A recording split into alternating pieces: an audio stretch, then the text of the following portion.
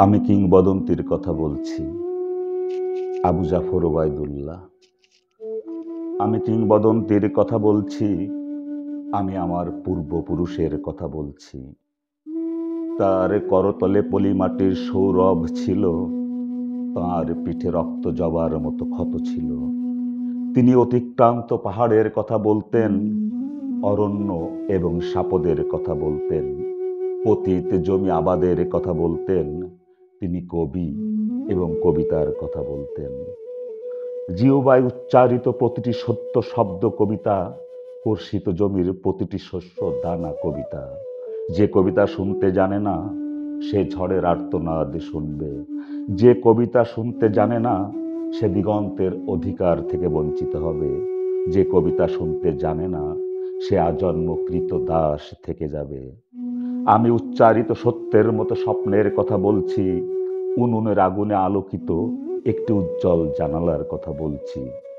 আমি আমার মায়ের কথা বলছি। তিনি বলতেন, প্রবহমান নদী যে সাঁতার জানে না, তাকেও ভাসিয়ে রাখে। যে কবিতা শুনতে জানে না, সে নদীতে ভাসতে পারে না। যে কবিতা শুনতে জানে না, সে মাছের সঙ্গে খেলা করতে পারে না। যে কবিতা শুনতে জানে না, সে মায়ের কোলে শুয়ে গল্প শুনতে পারে না। আমি বর্তমানের কথা বলছি। আমি বিচলিত স্নেহের কথা বলছি, গর্ভবতী বোনের মৃত্যুর কথা বলছি। আমি আমার ভালোবাসার কথা বলছি।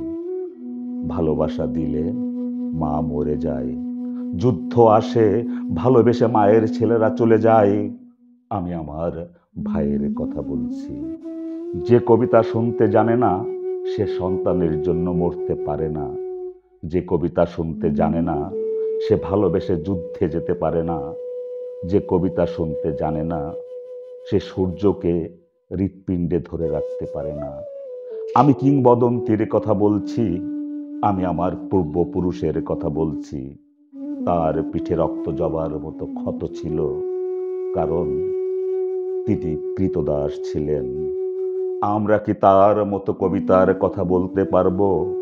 আমরা কি তার মতো স্বাধীনতার কথা বলতে পারবো?